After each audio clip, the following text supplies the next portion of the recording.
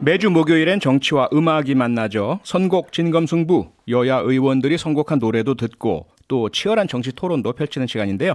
허은하 국민의힘 의원, 고민정 더불어민주당 의원 두 분 나오셨습니다. 안녕하십니까? 네, 안녕하세요. 반갑습니다. 허은하 의원님은 우크라이나 다녀오셨죠? 네. 어떠셨어요?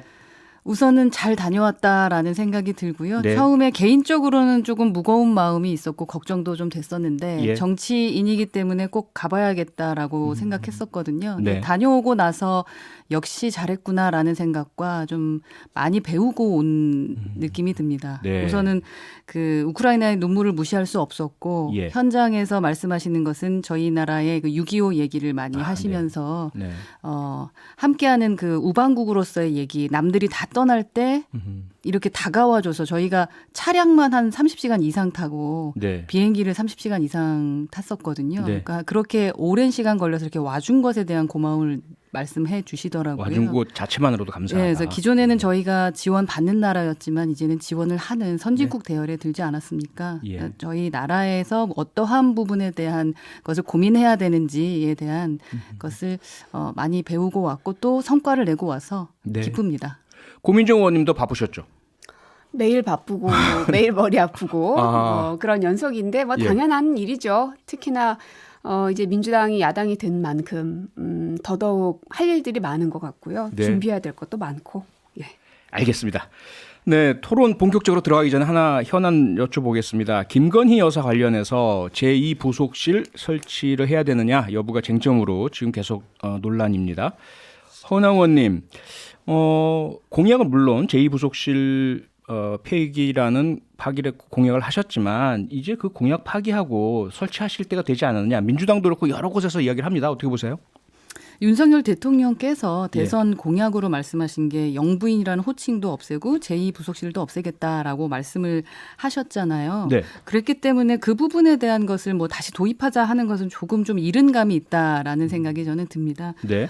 이런 사실 한 달 됐죠. 한 달 조금 넘었는데 사적인 경로로 어떠한 그 정보가 유통되는 상황이 문제가 된다라는 지적들이 지금 있는 부분인데 예. 로마도 하루아침에 이루어지지 않았고 뭐 첫 술에 배부르지 않은 것처럼 영부인의 활동에 대해서 어떤 투명한 공적 창구를 거치는 그러한 네. 시스템을 구축을 하면 해결되지 않을까 하는 생각을 좀 하고 영부인이라는 용어 쓰지 않기로 하셨으니까. 그러니까 대통령 제가 부인. 실수했네요. 예. 네. 우리 여사의 네. 활동에 대한 투명한 공적 창구가 필요한 거고 거기에 대해서 시스템을 좀 구축하는 게 해결될 것이다라고 좀 생각하고 있고요. 네. 또 제2부속실 폐지 공약 이후에 취임한 지 한 달밖에 안 됐으니까 우선 문제점들을 조금 잘 최소화하면은 그 잘 못했던 문제점들이 분명히 있으니까 네. 그 부분에 대한 것들이 개선되는 방향으로 가지 않을까 하는 기대를 하고 있습니다. 네. 시간이 좀 필요하다는 말씀이시고요. 고민정 의원님 어떻게 생각하세요? 영부인 호칭은 이미 없어졌다 말씀드리고요. 예. 조금 한가한 답변처럼 저는 좀 들립니다. 왜냐하면 이 시스템 정비는 인수위 시절에 이미 다 끝냈어야 맞는 일이고요. 아하. 지금 현재 그 봉화마을에 갔었던 분들 가운데 세 분께서 코바나 콘텐츠에서 일했던 사람으로 지금 밝혀졌죠. 네. 근데 이제 이분들 중에서 일부는 지금 현재 대통령실에서 근무하는 사람이다라고 대통령실 관계자가 또 대응을 하기도 했습니다. 네. 그래서 제가 공개적으로 제안하고 싶은데요. 그 사람들이 어떤 부서에서 어떤 직급으로 일하는지 그리고 어떤 전문성을 가지고 있어서 공무원 신분을 갖게 됐는지를 대통령실은 밝혀주실 것을 제가 방송을 통해서 제안을 드리고요. 네. 사실은 굉장히 아니하다는 생각이 드는 게 원래 그 오랫동안 일했던 잘 아는 편한 분들을 데려가서 일하는 경우가 많다. 이런 얘기를 대통령실에서 했던데요. 네. 즉 전문성은 없다는 말이기도 하고요. 그리고 만에 하나 오랫동안 일했던 편한 사람을 일할 수 있는 곳, 통상적으로 저희가 부속실을 많이 떠올립니다. 네. 현재 2부속실이 없기 때문에 1부속실만 있는데 예. 만약에 그분들이 1부속실에서 일하고 있다면 그거는 굉장히 큰 문제입니다. 왜냐하면 결국은 일부속실에서는 대통령의 공식이든 비공식이든 회담과 일정과 누구를 만났는지까지 모든 것들을 다 알고 관리하는 곳이 부속실입니다. 그렇죠. 그러면 영부인도 이 대통령의 모든 것에 대해서 개입할 수 있는 여지가 생기는 거거든요. 아하.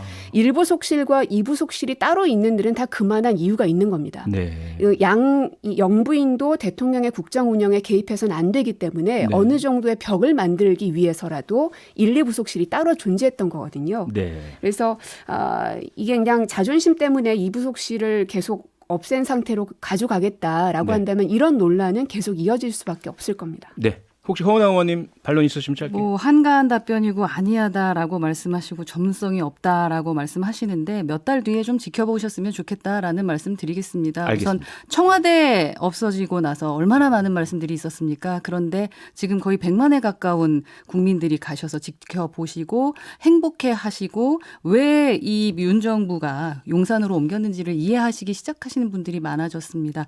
없던 것을 새롭게 하는 것은 그만큼 어렵고 그러나 네. 결과로 평가받는 거다라고 저는 말씀드리고 싶습니다. 알겠습니다. 몇 달 더 지켜보고 다시 한번 혹시 그때 상황이 달라지면 이야기하도록 하죠. 이제 오늘의 선곡과 토론 시작해 보겠습니다. 오늘의 주제는요. 검찰의 블랙리스트 수사 정치 보복인가입니다. 먼저 고민정 의원께서 선곡하신 노래부터 들어볼까요? 빰빰 띠라라 따리라리리라라 빰빰 띠라라 따리라리리라라 빰빰. 네, 가수와 제목, 선곡 사유 말씀해 주시죠. 클론의 난입니다. 네. 좀 오래된 노래이긴 한데 예. 이게 영화 더 킹에서 나왔던 음악이고요. 아하. 그 영화 속에서 정치 검사들이 거의 난장판 수준으로 술을 마시고 노래를 하고 춤을 추고 했던 장면에 나오는 이제 백그라운드 음악입니다. 예. 그래서 지금 현재 이제 검찰공화국에 대한 것이 실체가 드러나고 있는 상황인데요. 이 검찰의 블랙리스트 수사, 사실은 이 문재인 정부의 산업부 등 환경부 등 블랙리스트라는 단어 자체가 잘못된 것이죠. 박근혜 정부의 블랙리스트는 권력이 민간인을 겁박했던 일이고요. 네. 이것은 그 인사에 대한 부분인 것인데 따져볼 부분이 굉장히 많습니다. 어쨌든 지금 현재 경제 사정도 많이 안 좋은 상황에서 계속해서 이 인사는 검찰 출신으로 도배를 하고 그리고 전 정권에 대해서는 정치보복 수사를 가감없이 이렇게 하는 행위들을 보면서 저는 이 영화의 장면들이 떠올릴 수밖에 없었습니다. 네. 그렇다면 이번에는 허은하 의원의 선곡 들어보겠습니다. 무언가 나를 이끌던 목소리에 한참. 네, 가수와 제목, 선곡 사유 말씀해 주시죠. 네, 김필의 그때 그 아인이라는 노래인데요. 네. 가사 중에 슬픔만 간직한 채 커버렸구나, 뭐 아픔을 간직한 채 시간은 벌써 나를 키우고 세상을 앞으로 이젠 나가보라고 뭐 이렇게 나오는 가사가 있습니다. 네. 문정부에서 검찰의 정치적 중립성과 공정성이 훼손됐고 또 국민은 검찰의 선택적 정의에 대해서 의문을 갖고 계십니다. 검찰은 많은 상처와 아픔이 있었고요. 특히 문정부 3년 동안 묻혔던 블랙리스트 의혹이 그랬습니다. 이제야 당시에 제대로 진행되지 않았던 비정상을 정상으로 되돌리고 있다라고 생각을 하는데요. 그 민주당이 수사기관의 정당한 법 집행을 정치보복 프레임으로 끌고 가는 것이야말로 사라져야 될 구태다라고 생각하면서 선정했습니다. 네, 검찰의 블랙리스트 수사 정치 보복인가 주제를 가지고 선곡한 두 분의 노래, 고민정 의원의 선곡은 클론의 난이었고요. 허은하 의원의 선곡은 김필의 그때 그 아인이었습니다. 검찰에서 지금 문재인 정부의 산업부 블랙리스트 소위 말하는 관련 수사를 하고 있는데 민주당에서는 정치보복이라는 주장이 나오고 있습니다. 문재인 정부 청와대 출신 의원들은 직접 비판 입장문도 냈고요. 고민정 의원도 함께 하셨죠? 네. 예, 그 입장 좀 말씀해 주시죠. 왜 3년 전 국민의힘의 고발로 출발한 이 사건이 윤석열 정부가 들어선 지금에서야 느닷없이 대대적인 수사를 벌이는가. 아하. 시기에 대한 의문이 들고요. 네. 그리고 박상혁 의원 같은 경우는 참고인 신분이죠. 네. 그래서 이미 검찰하고도 일정을 협의 중이었던 것으로 본인이 밝히기도 했습니다. 예. 그럼에도 불구하고 검찰이 언론에 흘린 것이죠. 아하. 즉 그 전형적인 언론 플레이를 하고 있는 건데요. 네. 그러니까 늘상 보면 방향을 정하고 언론에 흘려서 망신을 주고 네. 그래서 구속이 되면 좋고 그렇게 해서 구속이 안 돼도 이미 만신창이가 됐으니까. 아하. 이러한 그 일련의 구태스러운 이 검찰 수사에 대해서 몰아주기 수사, 몰아가기식 수사가 네. 지금도 이제 보여지고 있는 것인데요. 결과가 어떻게 될지는 물론 이제 수사 진행 과정을 지켜봐야 되겠지만 네. 그런 의도가 있는 것은 아니기를 좀 바랄 뿐입니다. 네. 허은하원님, 지금 두 가지 지적하셨어요. 고민정 의원께서. 시기 3년이나 지났는데 두 번째는 언론 플레이. 이건 정치 보복의 전형적인 패턴이다. 어떻게 보십니까? 네, 뭐 민주당 공당으로서 무엇이 무섭고 또 두렵고 떳떳하지 못해서 자꾸 그 정치 보복이라는 프레임을 씌우는 것인지 좀 저는 의문이고요. 네. 아까 시기 말씀하셨는데 왜 3년 전이라고 말씀하셨는데 그 3년 전이 문재인 정부에서 의도적으로 차일피일 미뤄왔던 수사를 지금 진행하는 것이 무엇이 문제가 되는 것인지 그때 못했으니까 지금 하는 겁니다. 네. 그리고 사직을 강요하는데 역할을 했던 분들은 당연히 수사 대상이 좀 돼야 되는 것이고요. 또 증거가 있으면 당연히 처벌받아야 되는 것이 기본 원칙이죠. 네. 그게 상식입니다. 그래서 윤석열 대통령 취임이 이제 한 달 정도밖에 되지 않았기 때문에 그 앞전에 일어난 모든 범죄는 보복 수사라고 말할 민주당이 기계가 좀 놀랍다라는 생각이 들고 무자비한 전 정권에 관련해서 보복 수사는 그 문재인 정권에서 5년 내내 해놓고 또 검찰이 법과 원칙에 따라서 정상적으로 하는 수사는 보복 수사라는 프레임을 씌우는 그 민주당의 그 모렴치한 정치에 국민들은 이제 좀 필요할 것 같다라는 생각이 좀 듭니다. 고민정 의원님, 보복 수사는 오히려 문재인 정권에서 했고 지금은 정상적인 수사다. 어떻게 생각하십니까? 이제 최근에도 그렇고 선거를 한창 할 때도 그랬고요. 국민의힘에서는 늘상 문재인 정부, 문재인 대통령이 없었으면 어떻게 살았을까 하는 생각이 들 정도로 네. 그 문재인 대통령의 그림자에서 벗어나지를 못하고 있습니다. 이제는 좀 넘어서야 되시는 거 아닌가 하는 생각이 들고요. 이번 사건에 대해서 정치 보복인지 아닌지에 대해서는 국민들이 더 잘 아시겠죠. 말씀하신 것처럼. 그래서 거기에 대한 국민들의 판단은 저희도 그렇고 허은하 의원님도 그렇고 우리가 같이 지켜보고 또 판단을 기다려볼 입장이 돼야 될 것 같습니다. 네. 허은하 의원님, 지금 민주당에서는 그냥 비판만 하는 것이 아니고요. 정치 보복 수사에 대한 대응 기구를 만들겠다라는 그런 그 조직적인 그 대응까지 언급하고 있습니다. 이 부분은 어떻게 보십니까? 뭐 필요하다고 생각하시면 만드는 건 자유입니다. 자유롭게 하시면 될 것 같은데 뭐 여러 번 말씀드렸지만 할 일을 제대로 하는 검찰이 두려워할 사람은 범죄자다. 근데 이게 민주당이 당 차원에서 조직적 대응까지 대응할 만큼 두려운 사람이 많은 것은 아닌가라는 의심들을 받을 수 있을 것 같고 네. 또 정치보복 수사에 대응기구 만드는 것이 시급한 게 아니라 사실은 민생경제부터 챙기는 것이 그 대응기구를 만드는 것보다 더 시급하지 않을까 하는 생각이 들거든요. 네. 지금 뭐 물가 폭등이라던가 주가 지금 오늘 난리 났습니다. 그리고 물류 대란 나 있고요. 좀 우크라이나 전쟁하고 북한에 계속되는 도발 때문에 지금 식량이나 원자재 값 같은 게 상승을 하면서 민생경제 어렵다고 국민들이 지금 그 힘들어 하시지 않습니까? 네. 그래서 저희 지금 원구성도 해야 되고 여러 가지 할 것들이 많은데 이러한 특단의 대책 마련에 우리가 함께 협치해야 되는 것이 아닌가 하는 생각이 듭니다. 고민정 의원님.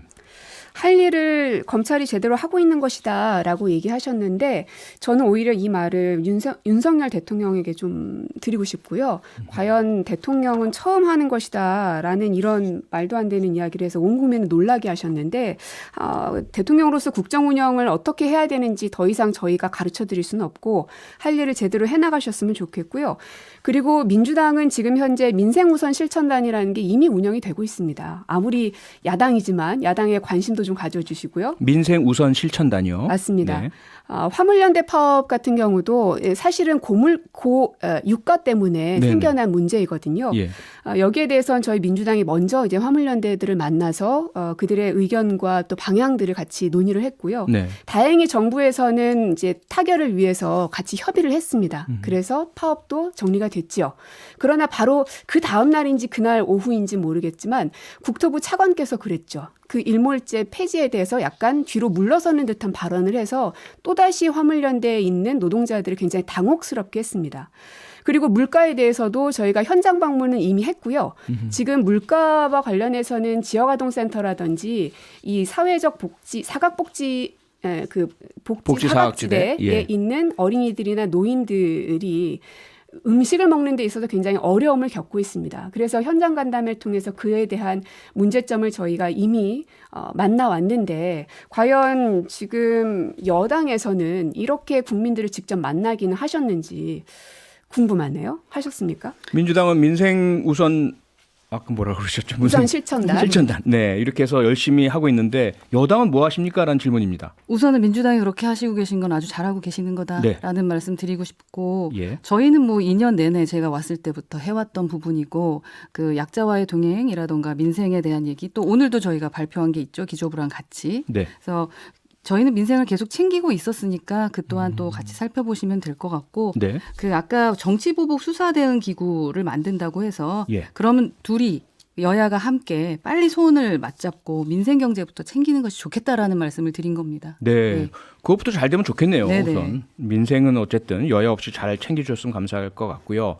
우선 뭐 하던 이야기 좀 계속하면 지금 가장 핵심적인 그 분이죠. 백운규 전 산업장부 장관.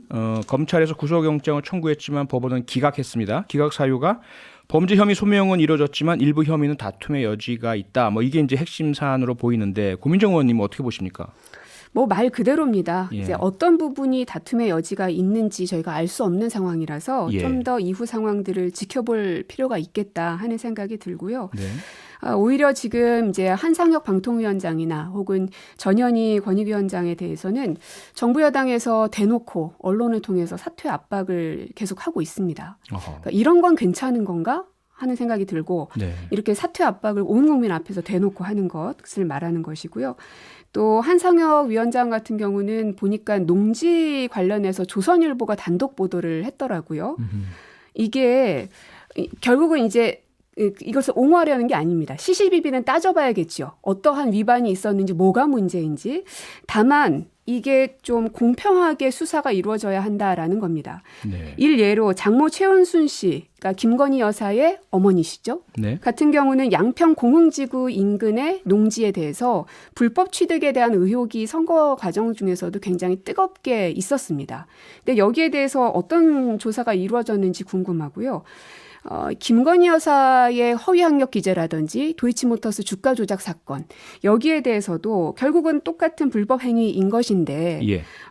한동훈 법무부 장관이 지난번에 그 예결위 추경 예결위 질의 과정 중에서도 어떤 수사가 필요한 것이냐에 대해서 혹은 그럼 일반적인 수사 방식은 뭐가 있느냐라는 것에 대해서도 답변을 회피했었거든요. 아, 네. 그러니까 누구에 대해서는 조사가 필요하다고 하면서 이렇게 일사불란하게 하고 또 누구에 대해서는 전혀 움직임이 없는 것에 대해서 그게 과연 공평한 윤석열식의 법치인가라고 묻고 싶습니다. 허은하 의원님.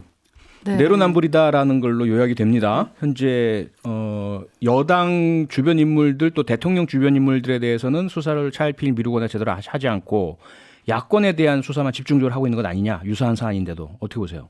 저희가 말하는 비정상의 정상화는 죄가 있으면 수사를 받는 겁니다. 네. 살펴보시면은 기존에 죄 있던 분들은 지금 다 수사를 하고 있으니까 네. 살펴보시면 될 것 같고, 그러니까 본인들이 생각하기에 이제 시간을 뭉개서 본인들 사람들이 수사를 받지 않거나 갑자기 수사를 받게 되면 이건 정치 보복이다라는 프레임을 갖고 이미 답을 내고 있어요. 답정민이에요. 답은 정해져 있는 민주당인데 만약에 유죄를 받으면은 이건 정치 보복인 거고요. 무죄를 받으면 야 역시 검찰공화국이었어라는 말씀을 하시려고 그러시는 것 같은데 지금 원래 질문은 백은규 전 장관에 대한 질문이셨던 네. 것 같은데요. 영장 기각. 예, 영장 기각이 됐기 때문에 죄가 없다라고 또 이제 말씀하시면서 막 검찰공화국 말씀을 하시려고 하시는데 아니요, 잠깐만요. 예. 이거는 정확하게 짚어야 됩니다. 제가 죄가 없다는 얘기는 한 바가 없습니다. 그런 얘기는 안 하셨어요. 예. 네. 예, 그렇게 말씀 안 지켜봐야 하셨으면 된다고 다행입니다. 기각 사유 그대로다라고 말씀하셨죠? 예, 기존에 지금. 뭐 네. 그렇게 생각하시면 다행인 거고요. 예. 산업부 블랙리스트 사건과 구조적으로 매우 유사했던 게 환경부죠. 환경부 블랙리스트 사건에서 김은경 전 장관이 영장이 기각이 되었습니다. 하지만 불구속 기소되어서 징역 2년의 실형을 선고받은 사례가 있기 때문에 네. 이 부분은 말씀대로 일부 혐의가 다툼의 여지가 있으니까 네. 객관적인 증거도 상당수 확보됐다라고 판시하고 있는 거다라고 생각하면 될 것 같고요. 예. 그래서 법원이 구속영장은 기각을 했지만 오히려 수사의 정당성을 인정해줬다라고 생각을 하면 되기 때문에 이 자체는 어떠한 정치보복 프레임이 아니다라는 말씀을 드리겠습니다. 이 부분 어떻습니까? 지금 한상혁 방송통신위원장 그리고 전현희 공정거래 아니죠. 권익위. 국민권익위원장이죠. 국민권익위원장에 대해서 공개적인 압박하고 있는 거 이건 사실상의 블랙리스트 아니냐. 이게 그 이원욱 그 민주당 의원님의 수박 논쟁하고 비슷한 것 같아요. 네. 없는 걸 뭐 갑자기 계속 만들어내려고 하다 보니까 좀 힘드실 것 같다라는 생각이 드는데 예. 방통위원장이라던가 권익위원장은 장관급 공무원이지만 국무위원은 아닙니다. 국무위원은. 네. 그래서 그동안은 관례적으로 국무회의에 참석을 했었던 부분이거든요. 또 관례적으로 대통령이 바뀌면 대부분 장관들은 그만두게 되어 있습니다. 그래서 그런 부분의 차원에서 이제 말씀을 드리는 거고요. 문정부에서 임명된 장관급 인사고 또 국무위원도 아니고 또 나가라고 사직서를 강요하지 않았고 블랙리스트 뭐 이런 걸 인사 개입이라고 하는 건가라는 좀 생각이 좀 들어서요. 그 부분은 좀 한번 고민을 해봤으면 좋겠다라는 생각이 듭니다. 네. 예. 고민정 의원님. 참 이 권익위에 대해서 그렇게밖에 생각하시지 못하는 건가라는 생각이 듭니다. 만약에 이제 권익위원장 자리에 전직 국회의원, 민주당 전 국회의원 출신이 아니었더라면 과연 윤석열 대통령이 그렇게까지 했을까라는 의심이 드는 겁니다. 그러니까 지금까지 국무회의에 늘상 참석했던 사람들인데 왜 이유 없이 통보하지 않았을까에 대해서는 당연히 의문이 들 수 있는 거 아니겠습니까? 왜 그러한 관례들을 없앴는지. 이부속실을 폐지한 것도 마찬가지인 것이고요. 민정수석실을 폐지한 것도 마찬가지입니다. 저희 야당으로서는 그 이유에 대해서 묻는 것이 당연지사인 것이고 네. 그래서 한상혁, 전현희 이 두 분 위원장에 대해서는 결국은 자신들과 입맛이 맞지 않으니 임기가 보장되어 있는 그리고 어떤 그 독립성이 보장받아야 될 위치에 있는 곳임에도 불구하고 입맛에 맞게 사람들을 다 바꿔내겠다는 것이죠. 사퇴 압박이 없었다라고 지금 허은하 의원님 말씀하셨는데요. 예. 그런데 그 우상호 비대위원장도 얘기를 했지만 전화까지 받았다라고 전해 들었다는 거 아닙니까? 네. 뭐 전해 들은 것 같고 그게 사실인지 아닌지는 확인될 수가 없고요. 예. 아까 말씀드렸지만 관례적으로 정부가 바뀌게 되고 그 대통령이 바뀌게 되면 장관급들은 거의 그만두셨던 것이 관례입니다. 네. 왜냐하면 무엇보다도 장관급 공무원들 같은 경우는 윤석열 정부의 그 국가 비전하고 철학을 공유해야 되는 것 아니겠습니까? 그래서 거의 대부분 관례적으로 그랬다라는 말씀을 드린 겁니다. 그 말씀은 사퇴 압박이 없어도 본인들이 알아서 물러나는 게 맞다. 이렇게 그게 지금까지의 관례였다라는 네. 말씀을 드리는 겁니다. 그러나 예. 권성동 원내대표는 권익위원장과 방통위원장을 가리켜서 자리를 양보하고 물러나는 것이 정치 도의상으로 맞다고 생각하고 있다라고 이렇게 말한 게 기사에도 확인이 되네요. 예. 그 관례를 말씀하시는 예, 거예요. 허은하 의원님도 같은 취지 말씀 네. 좀 주셨고 그거는 사퇴 압박은 아니다. 알아서 물러나야 하는 알아서 것이 예, 서로 알겠습니다. 예쁘게 예, 해석의 여지가 있는 것 같고요. 오늘 이제 한동훈 장관은 이렇게 얘기했습니다. 중대 범죄에 대한 수사를 정치 보복이라고 부르는 건 국민들께서 전혀 동의하지 않을 거다. 고민정 의원님 어떻게 보십니까? 앞서서도 말씀드렸지만 한동훈 장관은 김건희 여사 주가 조작 문제에 대해서도 예. 어떤 수사 방식이 있냐는 아주 일반적인 질문에 대해서조차도 특정 사건에 대해서 법무부 장관으로서 대답하는 것은 적절치 않다라고 얘기를 한 바가 있었습니다. 네. 그러나 이 사건에 대해서는 중대범죄라고 단정짓는 그런 발언을 했거든요. 어찌 보면 수사 가이드를 제공한 것이라고 또 의심을 받을 수밖에 없는 부분이죠. 네. 왜냐하면 법무부 장관이기 때문입니다. 법을 다루는 곳이기 때문에. 네. 그리고 검찰은 법무부 장관의 어쨌든 외청으로 있는 곳이니까요. 근데 과연 그러면은 한 장관이 이걸 모르고 이런 말을 했을까? 전 모르지 않았을 거라고 생각하고요. 네. 저는 이거는 그 굉장한 자신감의 발로라고 보고요. 결국 법은 내가 다룬다. 그리고 모든 권력과 힘은 나에게 집중되어 있다라는 게 무의식 중에 배어나온 말이라는 생각이 듭니다. 그래서 네. 오히려 한 장관 같은 경우는 현재 MBC PD수첩 보도를 보니까 딸이 그 봉사활동에 대한 사인을 한 걸 보니까 언론사에서는 6월 9일 날 해당 기관에 가서 방문해서 그 기록 일지를 확인을 해봤더니 6월 9일에 갔는데 6월 14일, 21일, 28일, 7월 26일 즉 아직 발생하지 않은 일에 대해서도 이미 따님의 사인이 있더라고요. 그러면 거기에 대해서는 허위 기재가 성립이 되는 건데요. 본인 스스로가요? 그렇죠. 예. 여기에 대해서도 어떻게 수사하는지를 좀 지켜보겠습니다. 허은하 의원님 마지막 말씀 주셔야 될 것 같습니다. 내로남불이다. 그리고 본인도 문제가 있다. 수사 가이드라인 주고 있다. 네, 뭐 이재명 지사 얘기를 민주당 의원에 대한 얘기를 안 할 수가 없을 것 같은데 네. 뭐 검찰의 정치 보복, 사법 살인을 중단하라라고 주장을 했습니다. 이 예. 또한 진짜 모르고 말했을까라고 여쭤보겠습니다. 그 부분 백현동 그 특혜 의혹에 대한 압수수색은요 검찰이 아니라 경기 남부 경찰청에서 진행한 겁니다. 네. 왜 법사위에서 민주당 의원들이 이모 씨라던가 한국 3M 같은 실수를 했는지 그 이재명 의원만 봐도 좀 알 수 있을 것 같은데요. 그 전 정권에서부터 진행됐고 이재명 의원이 피의자로 적시된 이미 작년의 얘기를 가지고 아직까지 이렇게 얘기하고 있고 네. 또 한동훈 장관에 대한 얘기도 늘 답정민입니다. 알겠습니다. 답은 정해져 있는 민주당 답답합니다. 네, 오늘은 여기까지 하겠습니다. 선곡 진검승부 지금까지 허은하 국민의힘 의원, 고민정 더불어민주당 의원 두 분과 함께했습니다. 수고하셨습니다. 네, 감사합니다. 고맙습니다. 평일 저녁 6시 5분에 여러분을 찾아갑니다. MBC 라디오 표창원의 뉴스 하이킥.